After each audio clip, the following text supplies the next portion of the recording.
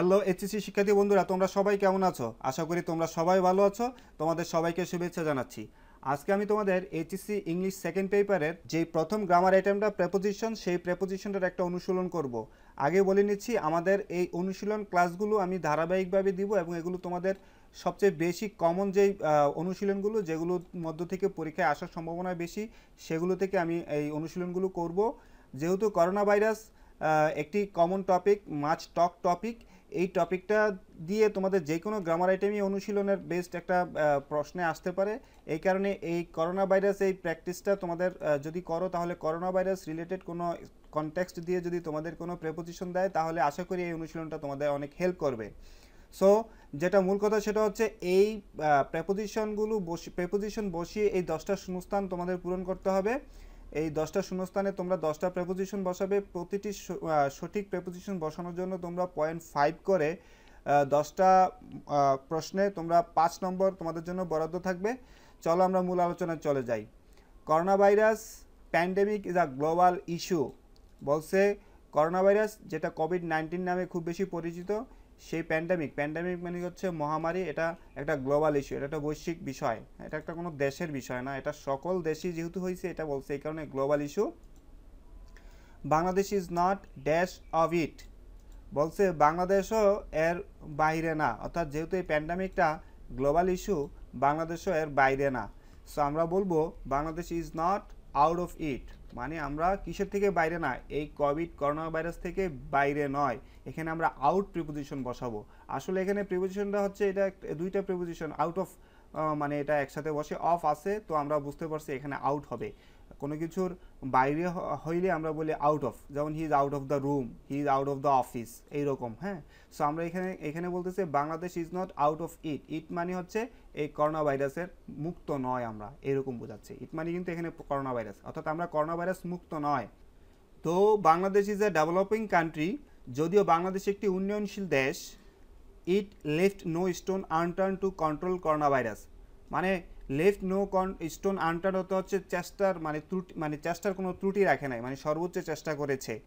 Corona virus transmission, corona virus প্রবাহ, transmission মানে যে ছড়িয়ে পড়া, ট্রান্সমিট মানে হচ্ছে একজনের থেকে আরেকজনে চলে যাওয়া। এই একজন থেকে আরেকজন চলে যাওয়াকে নিয়ন্ত্রণ করার জন্য কম চেষ্টা করে নাই। কাদের মধ্যে ট্রান্সমিশনটা হবে?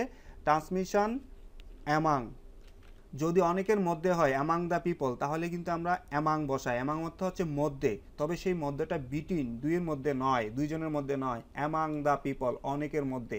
আমরা বেশি মানুষের মধ্যে হইলে, আমরা দুইয়ের বেশি মানুষের মধ্যে হইলে আমরা অ্যামাং ব্যবহার করি, অ্যামাং দ্য পিপল। প্রেপোজিশন সম্পর্কে একটা সবচেয়ে বড় ট্রুথ হচ্ছে, প্রেপোজিশনের পরে সবসময় নাউন প্রনাউন হবে। যেমন এখানে আউট অফ প্রেপোজিশনের পরে ইট প্রনাউন বসিয়েছি আমরা, এটা কিন্তু মাথায় রাখতে হবে। এবং আমরা এখানে অ্যামাং প্রেপোজিশনের পরে দ্য পিপল নাউন বসিয়েছি।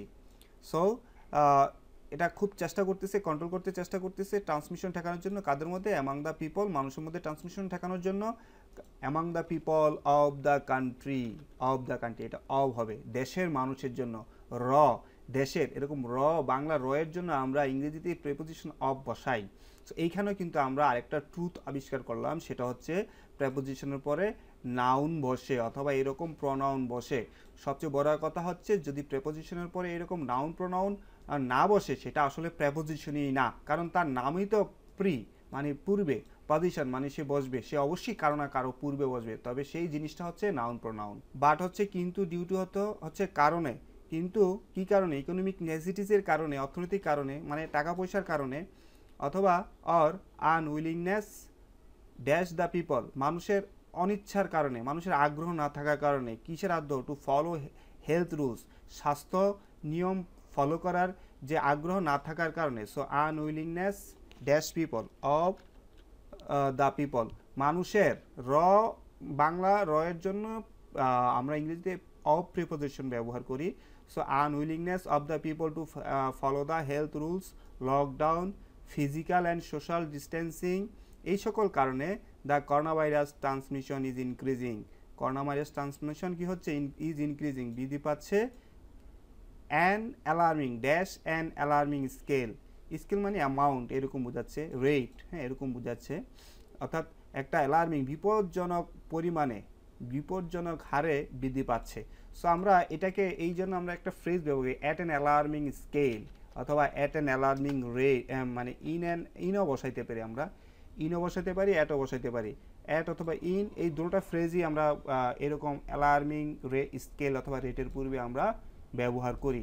মোস্ট ফ্রিকুয়েন্টলি ইউজ করা হয় অ্যাট অ্যান অ্যালার্মিং স্কেল, ব্যাপকভাবে, অর্থাৎ এই যে ট্রান্সমিশনটা ইনক্রিজিং করছে এটার অ্যামাউন্টটা কেমন, এটা কেমনভাবে ইনক্রিজিং করছে, সেটা হচ্ছে অ্যাট অ্যান অ্যালার্মিং রেট, বিপজ্জনকভাবে বৃদ্ধি পাচ্ছে। কোথায় বৃদ্ধি পাচ্ছে এটা? কোনো দেশের আগে ইন বসে, ইন বাংলাদেশে বৃদ্ধি পাচ্ছে। কখন থেকে বৃদ্ধি পাচ্ছে? এই যে 8ই মার্চ 2020 সাল থেকে টিল নাও, এখনও পর্যন্ত, পূর্বের কোনো সময় থেকে এখনও পর্যন্ত, এরকম হইলে আমরা বসাতে পারি ফ্রম 8 মার্চ 2020, তারপরে আমরা বসাতে পারি টিল নাও, ফ্রম টু নাও, এখনও পর্যন্ত, এত তারিখ থেকে এত তারিখ পর্যন্ত, এরকম হইলে আমরা বসি ফ্রম 8 মার্চ 2020 টু টিল নাও, এরকম বসাতে পারি। অথবা এখানে ফ্রমের পরিবর্তে আমরা সিন্সও বসাইতে পারি। আমাদের এখানে ফ্রম অথবা সিন্স দুইটা অপশনের যেটাই ব্যবহার করি আমরা মার্কস পাবো। From 8 March 22 to till now, হ্যাঁ, অথবা since 8 March 22 to till now, দুটোটা অপশনই আমাদের সঠিক হবে। হ্যাঁ, সেহেতু দিস ইজ রাইট টাইম, এখনই সঠিক সময়, ড্যাশ বাংলাদেশ, বাংলাদেশের জন্য। এই যে বলছে এই যে করোনা ভাইরাসটা অ্যালার্মিং রেটে আমাদের এই যে এত তারিখ থেকে এত তারিখে এখনও বাড়তেছে, সো এখনই আমাদের মানে সতর্ক হওয়ার সময়, এরকম বলবে হয়তো। Since this is right time, কার জন্য এই রাইট টাইমটা? ফর বাংলাদেশ, বাংলাদেশের জন্য।